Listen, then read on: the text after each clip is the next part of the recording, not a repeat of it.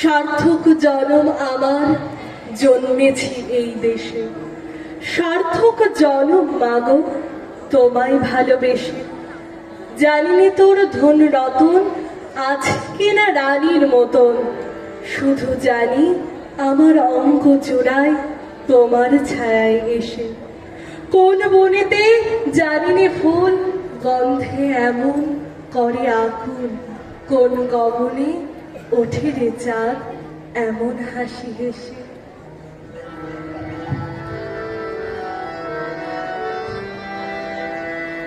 ওই ভুবন মনোমোহিনী, ওই ভুবন মনোমোহিনী, মা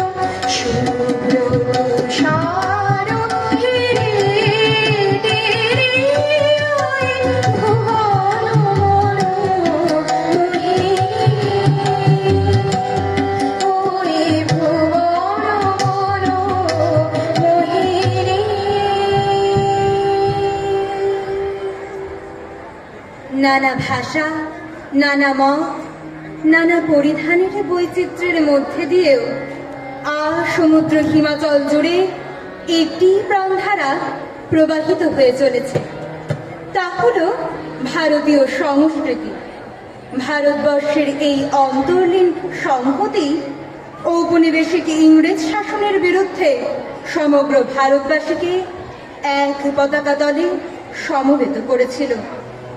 আজও দেশমাতৃকার অসংখ্য সন্তান সৈন্যবাহিনীতে যোগ দিচ্ছে, কখনো দেশের সম্মান, কখনো দেশের অখণ্ডতা রক্ষা, কখনো সন্ত্রাসবাদী হামলা থেকে দেশবাসীকে রক্ষার জন্য অকাতরে প্রাণ উৎসর্গ করছে তারা।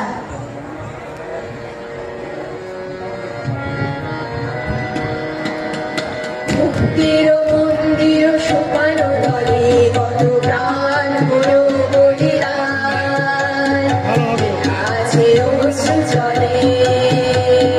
মুক্তির মন্দির সোপানো তলে কত প্রাণ হলো বলিদান, আছে অশ্রু জলে।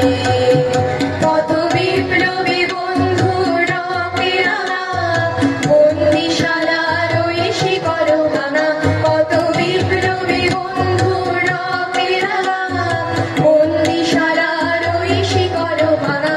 তারা কি ফিরবে আর, তারা কি ফিরবে আর এই সুপ্রভাতে, যত তরুণ অরুণ গেছে অস্তা চলে। মুক্তির মন্দির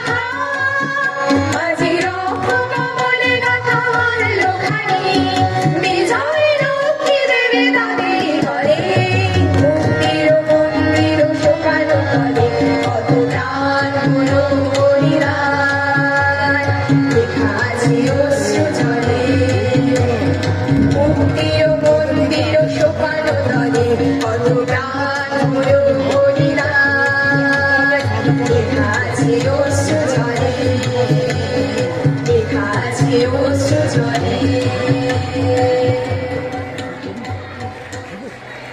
ভারতবাসীর যে সংগ্রাম শুরু হয়েছিল সাম্রাজ্যবাদী ব্রিটিশ শক্তির বিরুদ্ধে নিরন্তর লড়াইয়ের মধ্যে দিয়ে, সেই লড়াই আজও শেষ হয়নি। এখনো সামনে দীর্ঘ সংগ্রামী পথ পড়ে রয়েছে, যেখানে আমাদের লড়াই করতে হবে দারিদ্র্যের বিরুদ্ধে, অশিক্ষা কুসংস্কারের বিরুদ্ধে, সাম্প্রদায়িকতা বিচ্ছিন্নতাবাদের বিরুদ্ধে। আর সেই লড়াই আমরা লড়ব একজন বাঙালি বিহারি পাঞ্জাবি হিসাবে নয়, একজন দায়িত্বশীল ভারতীয় হিসাবে। স্বাধীনতার ৭৯তম বর্ষে এটি হোক আমাদের সকলের শপথ। ভারতবর্ষ মানে এক ভালোবাসা, আমার, তোমার, শব্দের, সঙ্গীতের, জীবনের, আকাশের, মাটির। আমার ভারতবর্ষ মানে রবি ঠাকুরের মধ্যে নজরুল, রবিশঙ্কর আর আলী আকবরের যুগলবন্দি, গণেশ পাইন আর মকবুল ফিদার রঙিন ছবি। আমার ভারতবর্ষ মানে লালন ফকিরের গান। আমার ভারতবর্ষে আমি শুনেছি মোহাম্মদ রফির সঙ্গে লতার ডুয়েট, দেখেছি পাল্লা দিয়ে আজহারের সঙ্গে সচিনের দৌড়, খেলার মাঠের প্রান্তে দাঁড়িয়ে শুনেছি নঈমুদ্দিনের তদারকি চিৎকার। বিজয়ন, আকিল, কুলজিৎ, বাইচুং, মাঠটাকে আরো বড় করো। মাঠ দিন দিন ছোট হয়ে যাচ্ছে, মাঠটাকে আরো বড় করা দরকার, অনেক অনেক বড়।